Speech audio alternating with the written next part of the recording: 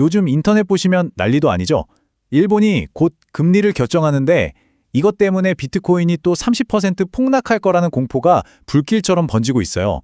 과거에 그 끔찍했던 기억이 되살아날 거라는 우려인데 과연 이번에도 역사는 반복될까요?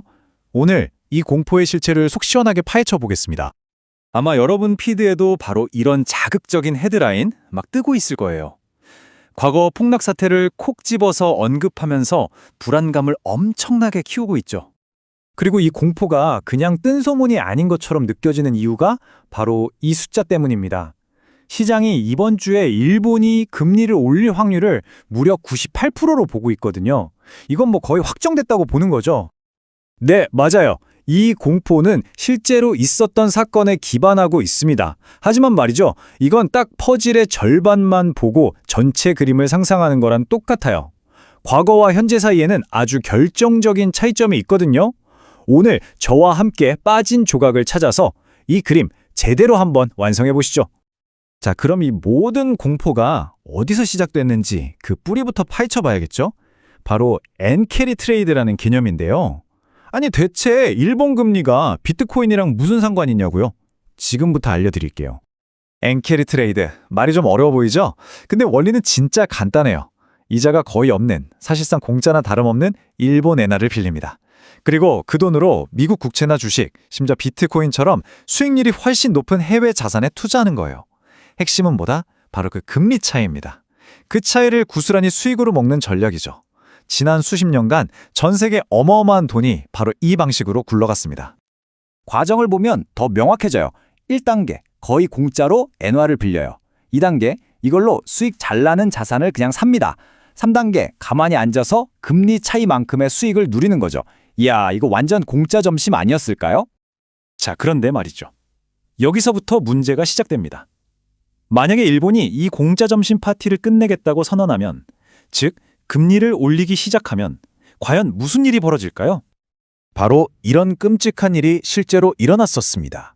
과거 7월 일본이 갑자기 금리를 올리자 비트코인은 약 30%나 폭락했고요. 다음에 1월에 두 번째로 올렸을 때도 20% 가까이 추가로 빠졌습니다. 엔캐리 트레이더로 풀렸던 돈이 썰물처럼 빠져나가면서 시장에 엄청난 충격을 준 거죠. 지금 우리가 느끼는 이 공포, 바로 이 기억 때문인 거예요. 자, 그런데 바로 여기가 오늘 이야기의 핵심입니다. 결론부터 딱 말씀드릴게요. 과거랑 지금은 근본적으로 다릅니다. 그 결정적인 차이가 뭐냐? 바로 그땐 기습 공격이었고 지금은 모두가 아는 예고된 충격이라는 점입니다. 자, 이 표를 한번 보세요. 차이가 확 느껴지시죠? 과거 폭락 때는요, 시장이 전혀 예상치 못한 서프라이즈였어요. 그러니까 모두가 우왕좌왕하면서 패닉에 빠진 거죠. 근데 지금은 어때요? 이미 몇 주 전부터 모든 언론이 떠들었고 심지어 98%라는 구체적인 확률까지 나왔잖아요. 시장이 이미 충격을 흡수할 방어 태세를 충분히 갖췄다는 뜻입니다. 우리 주식시장에 선반영이라는 정말 중요한 원리가 있잖아요. 다들 아시죠? 어떤 큰 이벤트가 예고되면 똑똑한 돈들은 발표가 나기도 전에 미리 움직여서 그 영향이 가격에 스르륵 녹아들게 만든다는 거죠. 우리가 흔히 듣는 소문에 사서 뉴스에 팔어라. 바로 이 원리를 말하는 겁니다. 그리고 이게 그냥 추측이나 뇌피셜이 아니에요. 여기 실제 데이터가 딱 증명해주고 있습니다. 이 차트 오른쪽 끝에 가파르게 치솟는 거 보이시죠? 이게 바로 일본의 10년물 국채 금리거든요.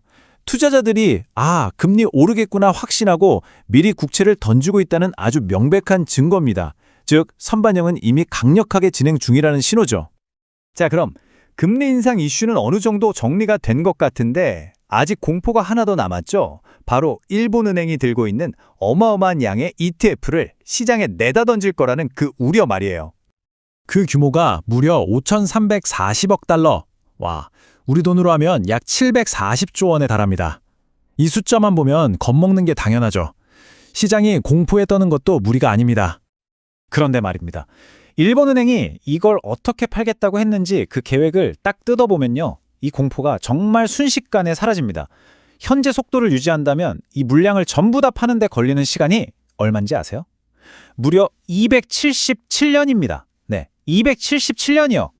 어떤 분석가가 비율을 정말 기가 막히게 했더라고요. 시장에 충격을 주지 않기 위해서 욕조물을 한 번에 확 엎어버리는 게 아니라 그냥 배수구로 아주 천천히 조금씩 빼내는 것과 같다는 거죠. 와, 딱 맞는 말이죠? 277년 뒤에 일어날 일을 지금부터 걱정하는 건 조금 너무 이른 걱정 아닐까요? 자, 이제 시야를 좀 더 넓혀볼 필요가 있습니다. 일본의 금리 인상, 물론 중요하죠. 하지만 이게 유일한 변수는 아니에요. 솔직히 말해서 비트코인 가격에 훨씬 더 큰 영향을 미치는 큰 형님들이 있습니다. 솔직히 말해서요, 비트코인 가격은 일본 금리보다는 미국의 움직임에 훨씬 더 민감하게 반응합니다. 미국 연준의 통화정책, 미국 국채금리, 심지어 다음 연준 의장이 누가 되느냐 같은 변수들이 훨씬 더 강력한 영향을 미치죠. 거기다 중국이 또 무슨 규제 뉴스를 내놓을까 하는 것도 빼놓을 수 없고요. 그러니까 일본 이슈는 이 거대한 글로벌 퍼즐의 아주 작은 한 조각일 뿐이라는 겁니다. 그럼 이 모든 정보를 종합해서 우리 투자자들은 도대체 어떻게 대응해야 할까요? 이 시끄러운 시장의 소모에 휩쓸리지 않고 중심을 딱 잡을 수 있는 몇 가지 원칙 한번 정리해 드릴게요. 핵심은 딱 4가지입니다. 첫째, 제발 공포에 휩쓸려서 던지지 마세요. 패닉셀은 거의 항상 후회로 이어집니다. 둘째, 짧은 등락에 일희일비하지 말고 장기적인 추세를 믿으세요. 셋째, 비트코인에만 올인하는 건 너무 위험해요. 분산 투자는 기본 중에 기본이죠. 마지막으로 이게 중요해요. 하락은 누구인가에겐 기회거든요. 그 기회를 잡을 수 있도록 항상 현금을 좀 준비해두는 지혜가 필요합니다. 결국 투자의 대가들이 하는 말이 다 비슷해요. 이 한 문장으로 모든 게 요약됩니다. 시장은 조급한 사람의 돈을 인내심 있는 사람에게로 옮겨주는 장치다. 단계적인 소음에 흔들릴 것인지 아니면 묵묵히 큰 그림을 보면서 기다릴 것인지 결국 그 싸움인 거죠. 오늘 분석은 여기까지입니다. 결국 핵심은 이거예요. 일본 금리 인상처럼 시장에는 앞으로도 계속해서 수많은 소음이 존재할 겁니다. 진짜 중요한 건 그 시끄러운 소음 속에서 진짜 의미 있는 신호를 우리가 골라낼 수 있는 능력입니다. 여러분은 앞으로 이 소음과 신호를 어떻게 구별해 내시겠습니까?